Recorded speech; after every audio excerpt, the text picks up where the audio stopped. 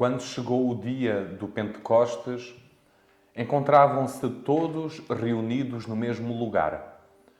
De repente, ressoou vindo do céu um som comparável ao de forte rajada de vento que encheu toda a casa onde eles se encontravam.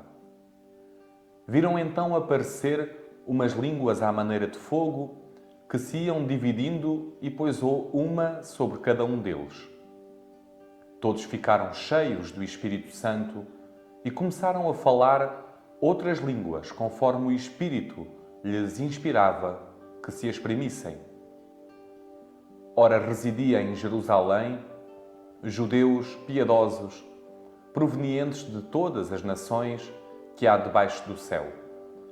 Ao ouvir aquele ruído, a multidão reuniu-se e ficou estupefacta, pois cada um os ouvia falar na sua própria língua.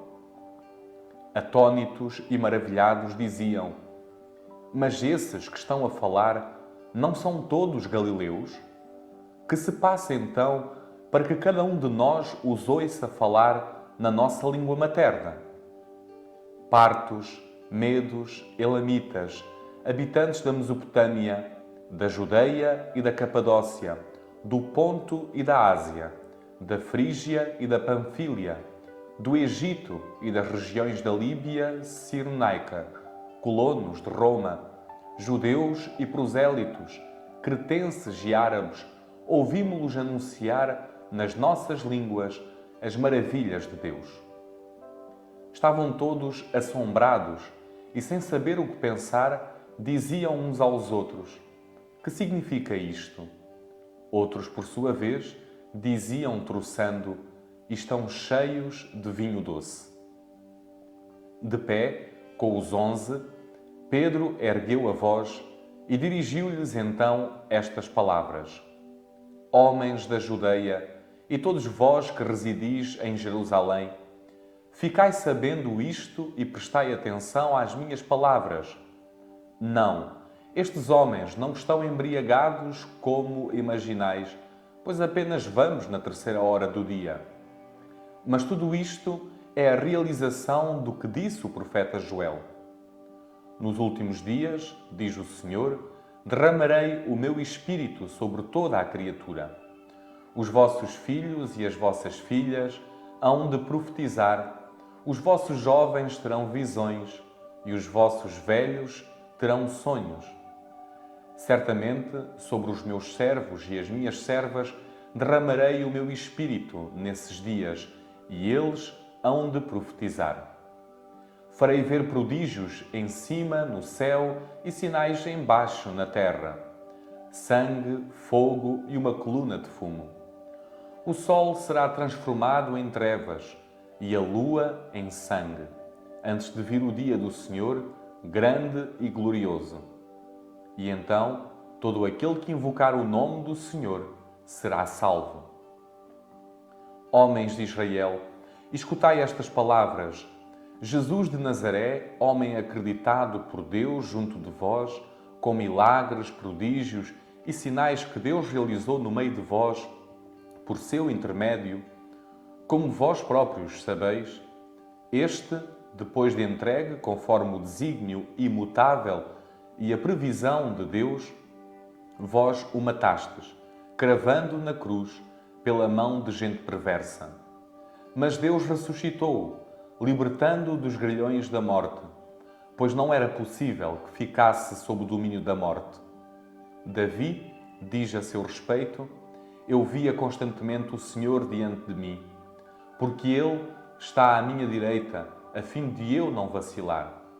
Por isso, o meu coração se alegrou e a minha língua exultou, e até a minha carne repousará na esperança, porque tu não abandonarás a minha vida na habitação dos mortos, nem permitirás que o teu santo conheça a decomposição. Deste-me a conhecer os caminhos da vida, hás de encher-me de alegria com a tua presença. Irmãos, seja-me permitido falar-vos sem rodeios. O patriarca Davi morreu e foi sepultado, e o seu túmulo encontra-se ainda hoje entre nós.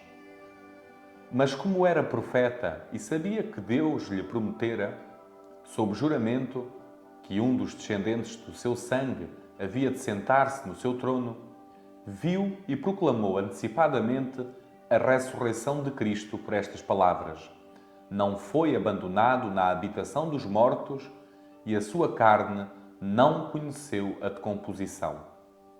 Foi este Jesus que Deus ressuscitou, e disto nós somos testemunhas. Tendo sido elevado pelo poder de Deus, recebeu do Pai o Espírito Santo prometido e derramou-o, como vedes e ouvis. Davi não subiu aos céus, mas ele próprio diz: o Senhor disse ao meu Senhor: senta-te à minha direita, até eu pôr os teus inimigos por estrado dos teus pés. Saiba toda a casa de Israel, com absoluta certeza, que Deus estabeleceu como Senhor e Messias a esse Jesus por vós crucificado. Ouvindo estas palavras, ficaram emocionados até ao fundo do coração e perguntaram a Pedro e aos outros apóstolos: que havemos de fazer, irmãos? Pedro respondeu-lhes: convertei-vos e peça a cada um o batismo em nome de Jesus Cristo para a remissão dos seus pecados. Recebereis então o dom do Espírito Santo. Na verdade, a promessa de Deus é para vós, para os vossos filhos, assim como para todos os que estão longe, para todos os que o Senhor nosso Deus quiser chamar.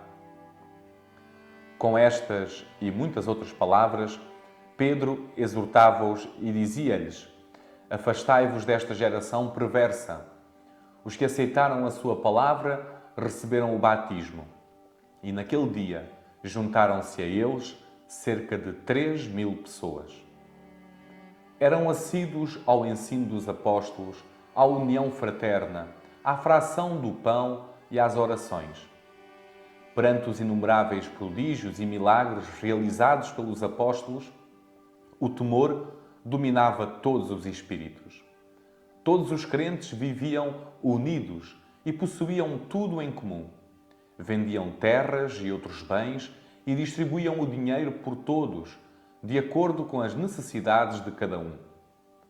Como se tivessem uma só alma, frequentavam diariamente o templo, partiam o pão em suas casas e tomavam o alimento com alegria e simplicidade de coração. Louvavam a Deus e tinham a simpatia de todo o povo, e o Senhor aumentava todos os dias o número dos que tinham entrado no caminho da salvação.